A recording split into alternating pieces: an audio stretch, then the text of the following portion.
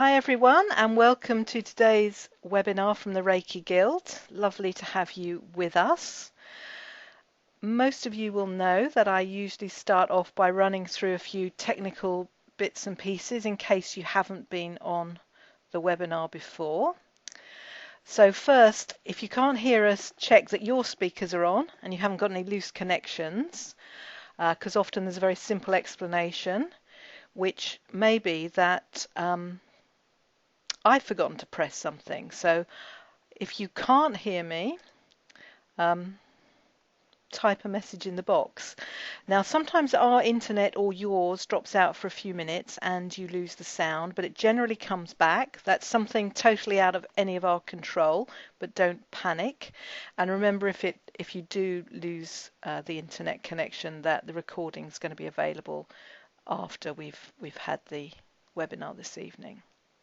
Now you should be seeing a chat box in the top right hand side of your screen, and you can use that to communicate with me. Now if you're watching this on an iPad, it may not work properly. I've been told that GoToWebinar are supposed to have fixed this, and I think one or two of you do watch this on an iPad, so just be aware of that.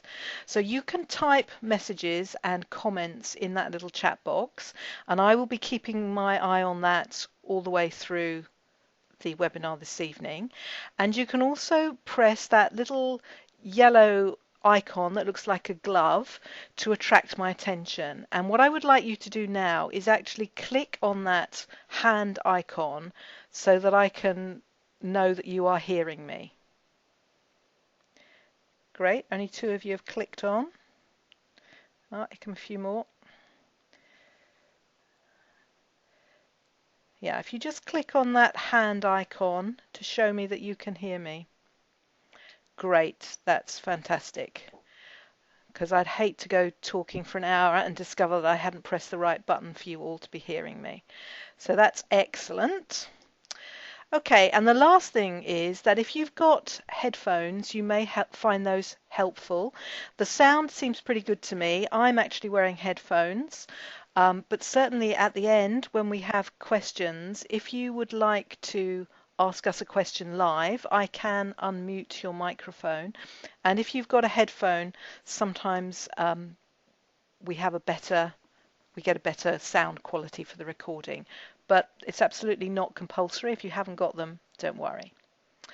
So that's all the technical stuff over. We seem to be fully functioning, which is great. I just want to tell you a little bit about the Reiki Guild, if some of you on here aren't Reiki Guild members. The Reiki Guild is an organization that honors the lineage and the teachings of Mikao Usui. So we are in the Japanese lineage of Reiki, and you are welcome to join us. We are a highly professional association and community of teachers and practitioners. And along with webinars like this evening, we offer other training and support throughout the year. We have networking, which is online in our Facebook forum and in face-to-face groups and events that we have all over the country. And if you'd like to find out more about how you can join us, I will have a slide up at the end with all our details on there. I have been asked by the office just to mention this evening that, well, it's next week now, 9th to 11th of October, we've got our annual Reiki Guild retreat. Now this is a really great weekend for Reiki practitioners, and it's held at the Purley Chase Centre in Warwickshire, easily accessible on the train network.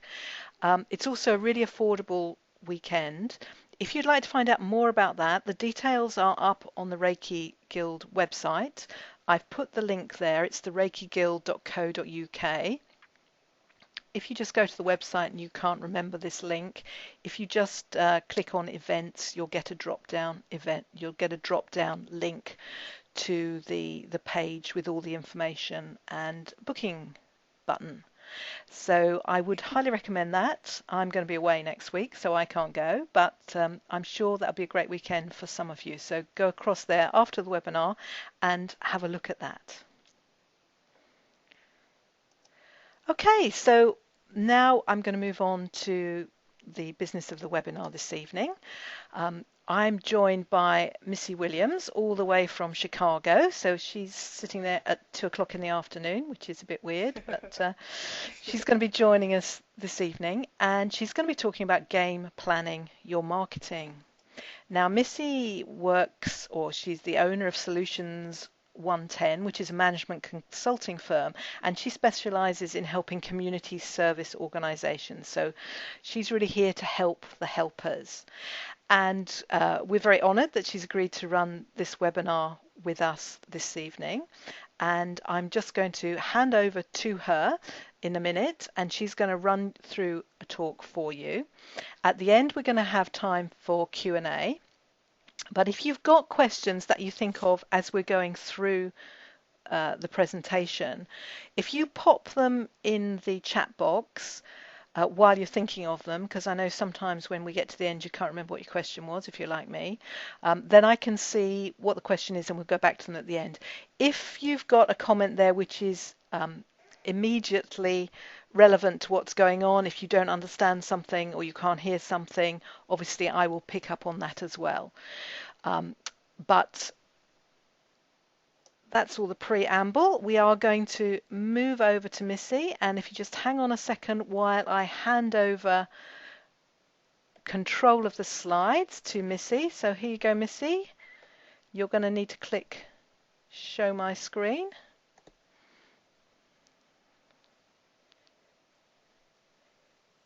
Nearly there. Does that go through? Yeah, I'm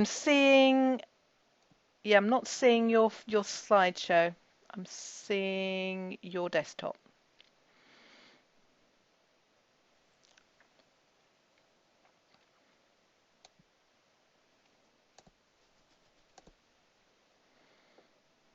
Should I click change presenter? No, we've changed presenter. You need to bring up your PowerPoint because I'm seeing your desktop, but I'm not seeing your PowerPoint. So if you just bring up your slides, then we should be good. Yep, that's it. So if you start your slideshow, and you're in control, and I will just keep an eye on the box. So over to you, Missy. Is that working? Yep, it's working. Okay. Hello, everyone, and greetings from the Windy City. If anyone has ever wondered whether or not it really is a windy city, it is. It's not always, but in general, there is a nice little wind going. I want to thank you all for letting me do this with you. We're going to talk about game planning your marketing. I'll explain what that means in a little bit. Let me do a little background on what Solutions 110 is. After about 20 years in the social service industry, I recognized that I had a stronger organizational mind, meaning that I was great at the direct care, but how an organization runs was really what I was good at the management part. I was working a lot in executive management. So I went on and got my master's in organizational leadership. And that's actually how I got to Chicago. I came and got my master's here a number of years ago, and I started a company. I focus on community services, as it says in my title. And that is because my goal is to assist community service organizations to have not just a strong service, but to have a strong company, to have a strong organization. When an owner or a manager is always focusing on putting out fires, the service is what really suffers. So I didn't want people to have to struggle with that, so I started a company that assists in that area. And what I've constantly heard back from clients is that they are able to work smarter, not harder. Their employees are happier because they feel more confident in what they're doing. So provide a number of different services, and here is a sample of the services that we provide. So that's a little background, a little bit of information on Solutions 110, and I'll provide some direct information at the end so that people know how to contact me if they would like to, and to have a free initial consultation. But let's move into what we're covering today. Today we're going to talk about creating a strategic marketing plan, and its purpose is for you to understand how best to market your product, where, how, and in what method. Having a strategy laid out ahead of time will save you time, money, and a bit of confusion. We all know that money is time and time is money, and I can tell you that that is not a joke. When you are running an organization, the last thing you want is to run out of time and to spend money in an area that you never needed to. So how is a marketing plan created? So I'm sure you've heard of a strategic plan, and that is when a company lays out its strategy for how it's going to run, where it's headed. A marketing plan is similar, but it really, for the most part, in my mind, encompasses three areas. That's branding, marketing, and networking. So I want you to understand what I am referring to when I say branding. Let's start with part one, because part one, the branding, is what makes the other two sections run smoothly and make sense. So the definition of branding, according to the Business Dictionary, is the process involved in creating a unique name. Think about that, unique name, an image for a product in the consumer's mind, mainly through advertising campaigns with a consistent theme. Think about a consistent theme. For example, Mac. Everyone knows Mac, and everyone knows when they see that apple that that's a Mac product. It's consistent. The packaging is always consistent. The way that their product works are always consistent, and they work with each other. Branding aims to establish a significant and differentiated presence in the market that attracts and retains loyal customers. Now, I know some of you are thinking, how in the world can I stand out in a market where in today's world everyone is doing something and there isn't necessarily something brand new all the time, so how can I do that? I also want to say I just think that the turtle is cute. That's the only reason why it's there, just to do something interesting, just to be a little interesting, that's all. So branding, number one of the things that you need to understand is your product, what you're about. One of the ways that you can do that is the creation of a mission statement. Now, a mission statement does not have to be difficult. It doesn't have to be too complicated. It's a simple declaration of the purpose of your business. For example, a section of Solution 110's mission statement is to help the helpers. That's what Solutions 110 is about. So think about your business. When you water it all down, when you really get down to the heart of it, what is your business about? Why are you doing what you're doing? What should someone know as soon as they knock on your door or email you to set up an appointment or to ask you what you can do for them? What do you want them to know? That's pretty much the basis of a mission statement. Now, how are you going to stand out in the crowd? Think about what it is that you are bringing to the industry that you're working in that is unique. For example, do you provide services to a specific sect? Do you have a specific type of way that you do things that's a little bit different than everyone else?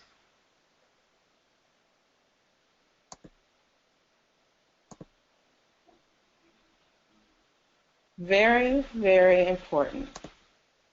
Determine your target audience.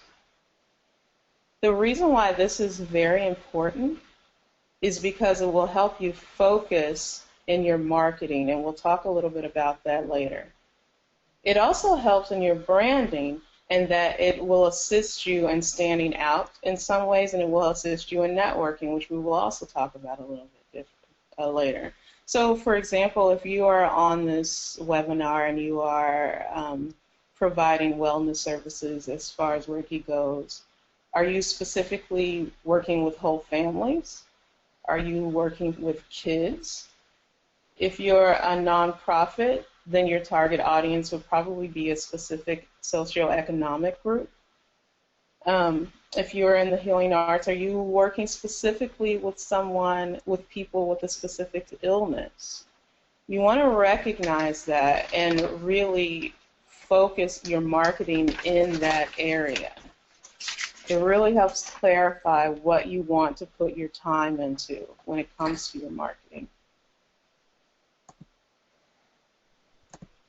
Thought leadership, I find thought leadership very exciting when it comes to branding. And what I mean by thought leadership is, do you have something to say on a topic specific to your industry that can highlight your company? Can you bring a focus to your company according to your specific knowledge in a specific area of your industry? So, for example, I'm not sure if anyone has ever heard of Brené Brown. She's really big right now. She is definitely a thought leader. She's an Oprah find, I guess you can say. And what Brené Brown did, she was originally a research professor who studied vulnerability, courage, worthiness, and shame.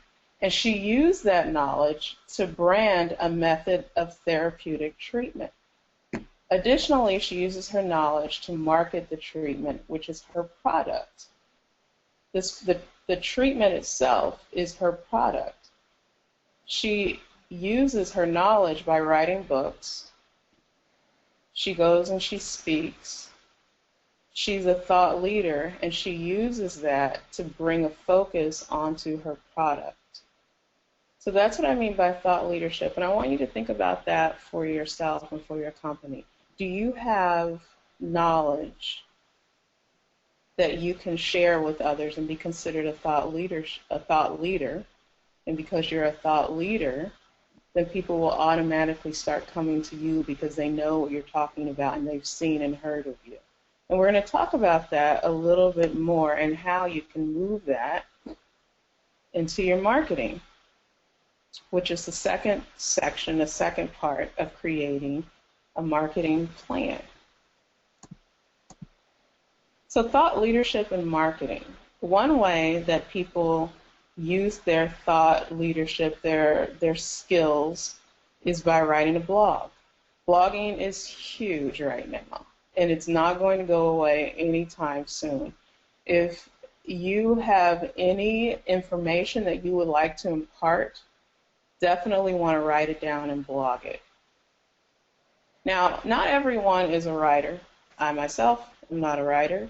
That's not something that I would do regularly. I wouldn't keep up on it. And you don't want to do blogging unless you're going to be consistent.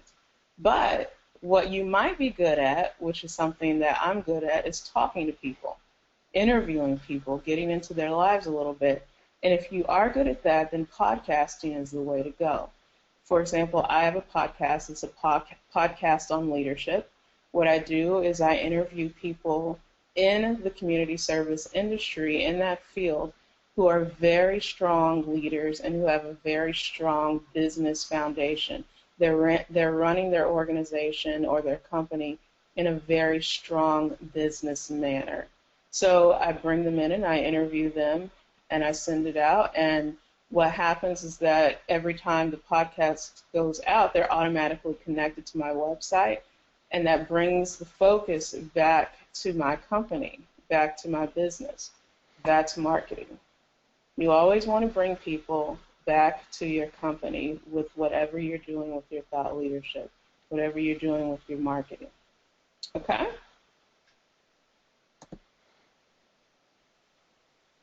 Media and marketing, social media. Who doesn't know something about social media? But we're very familiar with it in a friendship kind of way, in a social kind of way, in a fun kind of way. What about how to use social media and marketing? Something that gets frustrating when you're using things like Twitter and Facebook and Instagram is that there's so much. One thing I want you to know is that for your marketing, for your business, you do not have to use every single social media platform out there. Don't do it to yourself. I'm telling you right now, you will drive yourself crazy And not only are they all difficult to manage all together and at once, especially if you're a startup and you're the only person doing your marketing, but they don't all work for every type of industry. Specific ones work better. I'll hit the two top. We all know Twitter and we all know Facebook. Twitter is fantastic for business to business marketing. So if you want to connect with another business, another company, Twitter is fabulous and that's the way to go. Facebook also a little bit, but Facebook is excellent for business to clientele, direct, everyday run-of-the-mill people. Yes, companies can be your clientele, but what I mean by clientele with Facebook is that I mean the regular social person that's out there using social media for fun, not necessarily for business. And all the other platforms are the same. Some of them are business to business, some of them are not. You want to make sure that you're using the correct platform. If you don't want to consult with a professional on that topic, you can always Google the various uses of all of those platforms out there and choose the one that works best for you. Remember that if you're a startup or if you don't have an employee who is going to be running your marketing, then you're the person who's going to be doing that. So you want to make sure you're aware of how to use each one before you get them started, and that you have the time to push the marketing out there, because with social media, patience is the virtue. If you're using Twitter, it takes a long time to get enough followers to really make an impact. If you're using Facebook, it takes a very long time to get enough likes and to get enough friends to really make that impact. But this is a free tool for marketing, and once you get used to it and once you get the hang of it, it's worth it because, again, it's free. How many things are free? Think of social media think of every follower or every friend that you pull in your social media platform as your free marketing troop. They're just out there spreading the word about what you're doing for free. So think about that. The website. The website is very important. Think about how many times you go shopping. What you do is look at the website. Think about how many times you make an order for anything. It happens through a website. Amazon has taken over the world, for example. It's all based on the website. It's not too often, I shouldn't say rarely, but it's not too often that people go to a business anymore. They don't go to a location and look at the product. They go online, and it all starts with a website. So if you're worried about how to create a website, it's not necessarily as difficult as it used to be anymore. There are many different platforms out there that you can set up your own website, or you can hire someone to do that for you. But it doesn't have to be intimidating anymore. It can actually be kind of fun. But you should definitely, if you're sincere about starting something, you want a website. If you are a current business owner and you have a website, make sure it's user-friendly. That's very important. Our attention spans are not as long as they used to be anymore. One of the reasons why I'm going to make this webinar very quick, because people, they leave, they have busy lives, they have other things they want to do. If they can't work your website, then they'll go to the next one. So you want to make sure that it's very simple and user-friendly. You also want to make sure that your website is user-friendly to whomever is going to be managing it. How many times have you gone on a website and seen that someone has a special, but that special passed a year ago? It's annoying. You want to make sure that you keep things up to date. So be able to navigate your administrative functions on the website. Trade publication. You want to, if possible, connect with whomever in your industry, and when I say whomever in your industry, I mean people who are publishing online magazines, mind-body magazines if you're in the healing arts, any industry publication that's out there, but only online, because paper is dead. People aren't necessarily going out and buying magazines like they used to anymore. So you want to connect with some trade publications who possibly want to do an interview with you, who who you want to write an article for. If you are a thought leader, then you have something to say. You can write an article for them. So you want to connect with those publications and see if you can create a relationship with them, and maybe even become a feature article writer, a regular writer for them. And again, you write the article, you put your company name on it, you let people know how to connect with you, you get clientele that way. It's all about bringing people back to you. Interview opportunities, again, that's very similar, and that you want to give people the opportunity to interview you. Maybe not just with a trade publication, maybe the local newspaper, maybe again, online magazines. Associations, for example, the Reiki Guild. If you can find within your industry people who are running associations, who are running guilds that you can connect with, that would be great. What you want to do is get on their information list. You go to their website, you put your email address in their little box there, and you make sure that you're getting all the highlights of what's going on with the association, so that you can go to those events and market yourself. Email marketing is huge. How often do you get emails from different companies, different organizations? You want to be the person sending out those emails. It's very similar to blogging in that you are finding a way to let people know the interesting things that you're doing, the specials that you're having. You want to make sure that you're out there, that your name is attached to that, and people know who you are. Going into someone's email inbox is one of the easiest things that you can do. It doesn't take too much time.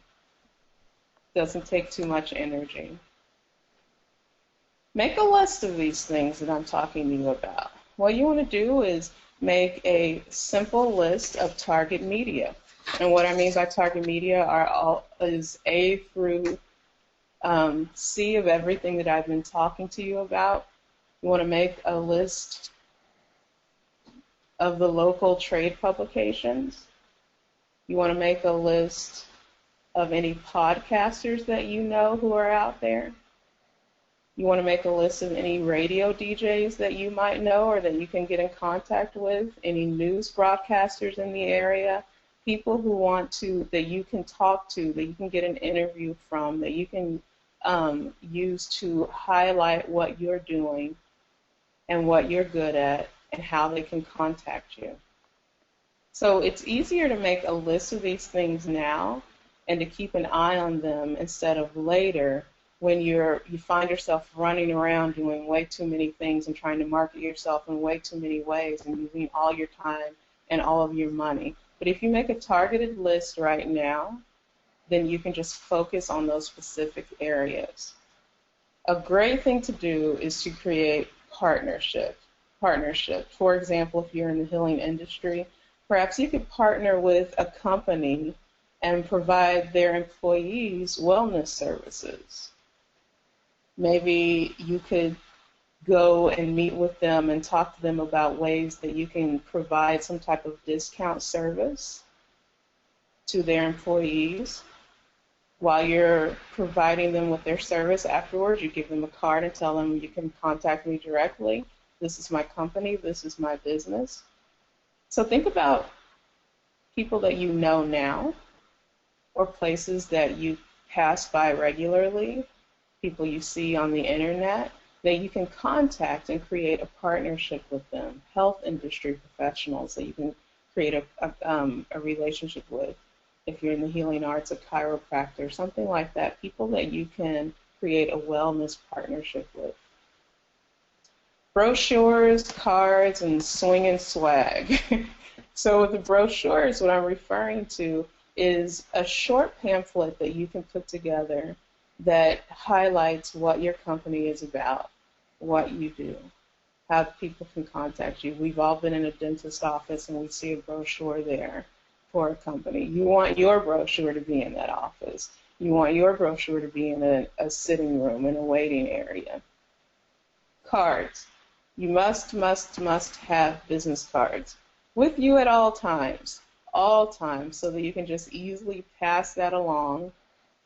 You give them a short information, and we'll talk about the pitch. You'll give them a pitch along with the card. We're going to talk about that in a little bit.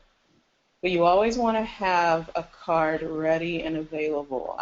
I have them with me everywhere on the train here, when I'm at a party, when I am just out and about. I always have cards with me, because how many times do you sit somewhere and someone says, so what do? You want to be able to give them the pitch, and you want to be able to hand them a card. Swing and swag. We're going to get into networking right after this. But swag is what you're going to have with you when you are networking. And that is something that has your name on it. We've all have pins at home that have a company name on it. That's swag. Right now, bags are really, reusable bags are huge right now. You want to have that out and about with you, with other people that you've given it to, that has your company name, your email address, your contact information, your logos branding. You want to have that on that bag so that people are seeing that, and if they choose to, they can contact you. I've actually had a couple of people who have contacted me because they saw my water bottle out with a friend of theirs. Networking. So networking is a method of marketing. I personally define it as direct, personal communication between a business and its target audience. So what makes it different than marketing is that network is personal. It's either you, face-to-face networking, or someone that you've hired or someone that's working for you that's out there doing face-to-face marketing. So the face-to-face marketing is where the swag comes in, because you want, if you're out and you are at a face-to-face networking event, you have a booth, for example, at a resource fair. You want to have something that people can walk away with that has your information on it. And I will tell you this right now. I have 3 conferences this week in which I will have an exhibitor booth. I know immediately that people are going to be coming into that conference looking for swag. So I want to make sure that I have it out there to draw people over to my table, because if it's not there, I have a shorter window to pitch to them, to talk to them about who I am and what I'm doing. So you want to make sure you have the booth with the best swag. Different face-to-face networking events are associations. For example, Louise just talked about the events that they're going to have. Even if that's not set up, something like that is not set up to be a resource fair or set up and listed as a networking event, it is. Because you're going to be running into other people that you can talk about what you're doing, even if they're people who are also doing the same thing as you. That's a possible partnership that you could set up. That's a possible resource, someone who could refer to you, someone that you could refer to. You set up that relationship with one another. Industry conferences, wellness conferences, if you're in the wellness industry, for example. Volunteering, this is huge. Going out and volunteering your services, that creates a natural networking event. Every person who comes up that you're providing this free service for, and it doesn't have to be your full service, it could just be a quick, it could be a 10-minute hit of what you do. By the end, you want to give them a card, or you want to give them your brochure, or you want to give them your swag, and they take that with you, and that could be your next client. Small business events, another great opportunity. I did take advantage of Google, and I went and found that you do have a number of small business bureaus in the UK. Go online, look those up. They have events. You want to be at that event networking. Attend workshops that attract your target audience. Attend resource fairs that attract your target audience. Do demos while you're there. Provide that small hit of the service that you provide, that thing that you're very good at. that thing that your organization is all about. Create your own networking opportunity and do a workshop. Set one up yourself. That could be where you, on your email list, send out email to your target audience saying that you will have a regular breakfast or lunch meetup. Set that up for yourself. Make your own opportunities if you're not finding it out there. Pitch, swing, and a home run. Yeah, if you're not into baseball, it really means nothing to you. But if you do, I'll explain it to you. The pitch. The pitch is very short. It could be even your mission statement. It's a short introduction of what your organization, your company is about. And that's that thing that you want to have ready when you're sitting there, you're drinking coffee, and someone says, "So what do you do?" You want to have that ready to go along with that card that you're going to pass out to them. You also want to have that ready when you're sitting at your booth at your networking events. You want to have, you only have a short window of opportunity to keep someone's attention, to pull them in, to want to know more about your company, and then possibly have a client. So you make your pitch, you throw it out there, you ask them, "So how can I help you? What can I do for you? When can we set up that initial appointment?" You hand over your card, and hopefully you get a home run and you get that client. So you want to sign up to connect, and what I mean by that is kind of going back to what I was talking about with getting your email address onto all these various networking companies, these places that set up these networking events. You go to their website, you put your email in there, and then you just automatically get emails in to your inbox instead of having to go out and find these opportunities. Give them your email address. They'll send those opportunities to you. Those 3 conferences that I was talking about, I didn't have to go out and find those. I already had the email come to me. All I had to do was sign up. And that's because previously I had already put my information in, put my information out there. Or once you are so much a regular, people will send you a personal invitation for something that you're doing. You want that to happen. All right.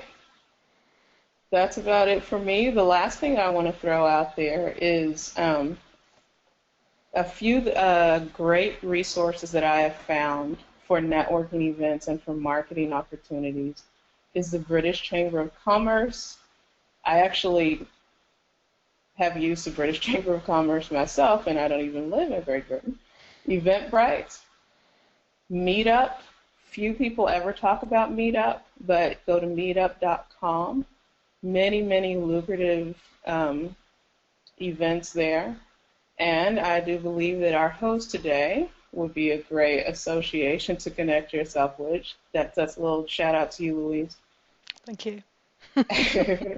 You're very welcome. And that's it for me. This is my contact information. What I've shared with you today is a little glimpse of one of the services that I provide to clients, and that's about marketing specifically in the social media area because it's one of your greatest friends. And now I'll open it up for questions. Great, that's fantastic. Thank you so much, Missy. There's a lot there for everyone to think about. So if any of you have got any questions, I invite you now to either type them into the chat box or put your hand up by clicking that little icon, and I will open the chat box. So I've got a question here. I've got a comment. Robert says, "Thank you, Missy. Lovely presentation." Oh, thank you. You're right. There was a lot going on there. Thank you for that, Robert. Okay, has anybody else got any comments or would like to speak direct to Missy? Okay, there's another one. So, Megan is asking, what was the name of the thought leadership woman mentioned? Her name is Brene, and that's spelled B-R-E-N-E, Brown. And if you just put her name into the Google box, you'll be blasted with a great amount of information. I think that she is an excellent example on thought leadership and using it for extensive marketing. Yeah, she has a very famous TED talk, doesn't she, Missy, on She has the shame or highest, vulnerability. I can't remember which one it is. yes, and it more people have watched that one TED talk than any other TED talk. Yeah, And it pretty much launched her into the stratosphere. So she absolutely. has this one speech that is constantly out there marketing for her. Yeah, and if you go into YouTube and you put Brené Brown into YouTube, you'll find that. I mean, it is a really great TED talk. Hmm. Um, Also, make sure you have some tissue ready because you yeah, will cry during the presentation. yeah, she really does pluck on the heartstrings, and she's got several books as well about Yeah. vulnerability and She has a shame. great story too because she didn't start off wanting to be who she is. No. She was a professor Mm. and she was a research professor, but she used all this knowledge that she had to create a product, and the product is a treatment and it does help people. And I think that's a prime example, isn't it, about how in order to help the maximum number of people, you have actually got to step up and share your message with the world. And that is so true Precisely. for everybody on this call. You know, you have all got something that you can use to help people, but Hmm. unless you actually stand up and say, look, I'm here, and tell Yeah, people about what you do, nobody's ever going to know except the people you precisely. know locally. And as Missy said, she was just a professor in a it was even just I think small town university. It wasn't, you know, Hmm. It wasn't Harvard. no, it wasn't a huge prestigious university, but she had a message which now Hmm. she's shared with millions of people around the world. And I know her books in particular. I know women who those books have really, really helped them in their lives. Hmm. So that could be one of you, but you have to actually Precisely. put yourself out there. Until you do And it, that, what I really want people to understand is that this isn't something I know when we're out and about and we go to a large grocery store or we see a big company and we see all these many things that they're doing and how glossy it is and how perfect it always appears to be, we think we have to meet that standard. You do not. You truly don't, and you will learn as you go along. But first, as Louise said, you have to stand up and you have to put yourself out there. And that's one of the great things about face-to-face networking is that your excitement about what you do translates. Even if you don't feel that you said the perfect thing, your excitement and your passion translates. absolutely. And you get excited about it because you know it. Hmm. And people latch onto that, and you will get a call and you'll get a client. I can say that personally from experience. It happens. For example, this whole webinar happened because of Twitter, because of my website. I don't know, I have not been face to face with the Guild, but what I was putting out and my excitement about it and my belief in it translated. And so now I get to host a webinar and talk to you fine people. So just go ahead and put yourself out there and believe in yourself. Yeah, absolutely. And it's also, about being authentic and being yourself, because when you try to be somebody else, Doesn't people see work. right through that. So it's about Precisely. being your true self, and Hmm. that's all you need to be, really. Just show up as Hmm. yourself and talk with passion about what you believe in and what you want to do, and you will be able to share your message with the world. And your client will that one person will talk to someone else, and the next thing you Yeah. know, you have two clients Hmm. because you of referrals. Absolutely. Are there any Anybody other else? questions? Yeah. So a quick scan through. Anybody else like to share anything with us? Ask a question. Oh, there's Robert again. And if I was talking too fast or my American English was too weird, go ahead and just email me and Okay, I'll explain anything. I've got another question here from Robert. Are there any keywords that one can use in a mission statement to capture a prospective client's attention? Conversely, are there any no-nos? So any kind of words that perhaps you shouldn't say in a mission statement? It's difficult for me to answer the question about keywords that grab attention in a mission statement, because everyone's mission statement should be a true reflection of what they do and what they are. So I would say that the keywords are the true words. I'll tell you what is not good, and it doesn't necessarily have to do with keywords. It has to do with wording. What doesn't work is it's easy to be very clear on your industry and what you do, but your clientele doesn't know those words. So for example, I'm in business. So if I'm using high-tone business words, that means nothing to a person who's just starting a business. It's too much for them. So don't use words that aren't just everyday words. Does that make sense? Words that are specific to what you do that only another provider or another specialist would know. You want to use everyday wording that clearly reflects who you are and what you do. Yeah, and I think that it's about, for me, Missy, it would be about expressing the transformation that you're offering people in our sort of business.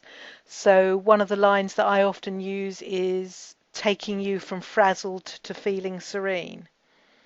That's really good Yeah. because that reflects how your target audience might feel. Yeah, absolutely. And so they'll recognize themselves in that mission statement.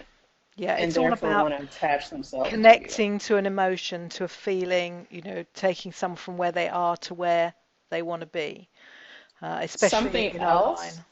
Mm-hmm. Something else is don't make it, ignore that sound.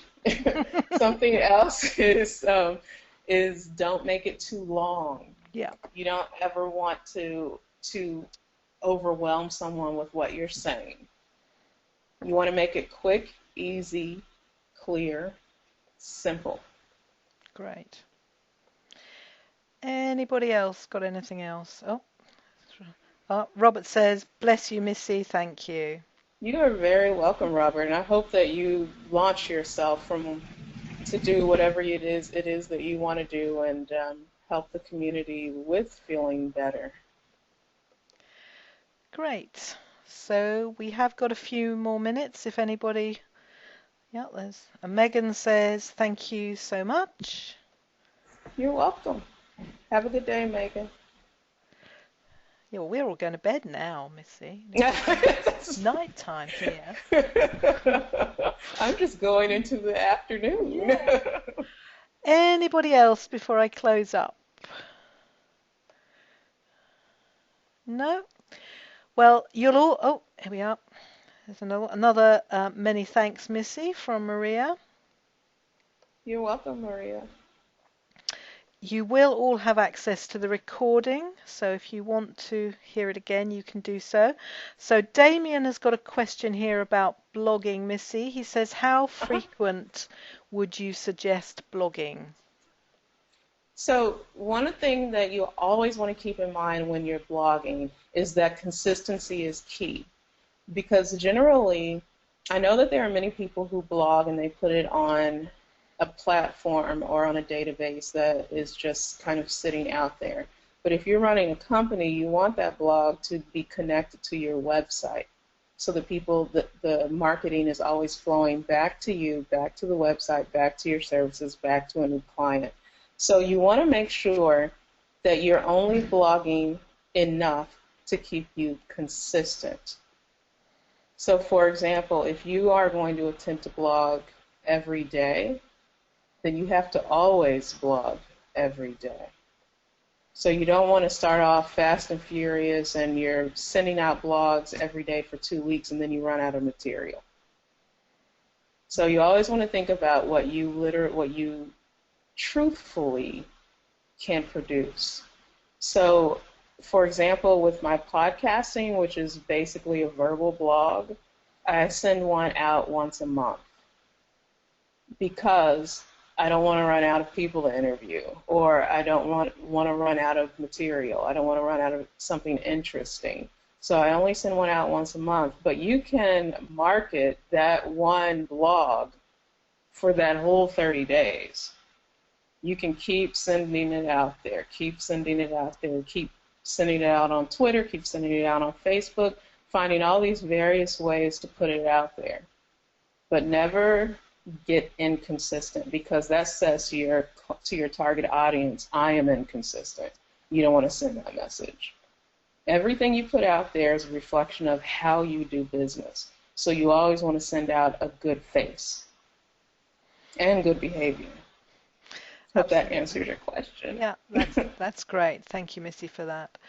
Okay, so I've got a comment here from Rosemary. She says, "Hi, Missy. Thank you so much for your time and knowledge sharing." Thank you, Rosemary. Is that the Rosemary that I Yep. spoke to? Yep. Yeah, hey. That's your contact who found Thank you, Rosemary, for inviting me. This is the person who reached out to me, so I thank you. Okay, anybody else? I think we're probably just about done. Okay, so as I said, Missy's email address is on there, so if you think of something later and you just want to drop her an email, you can do that. And I guess, she's put her phone number up there, but these days, you can make long distance calls on Skype for no cost. So if you want to talk to her face to face, you can do that too. Drop her an email. And I regularly do business that way. Yeah, absolutely. So I am going to close up then for the evening. I'm just going to take control back, Missy, so that I can just put my last slide back up, which is just about the Reiki Guild. So if you're not already a member of the Reiki Guild, you can find out more about us at the website, which is thereikiguild.co.uk. Email info@the Guild, or you can call our office on that number below. So thank you very much for joining us this evening and for your questions and comments. I'm sure you've enjoyed it as much as I had. It's been delightful getting to know Missy. I had quite a good chat with her before we came on live, so I know all about her now. So I look forward to seeing some of you again in 2 months' time when we run our next webinar. But thank you very much for joining us this evening. Everyone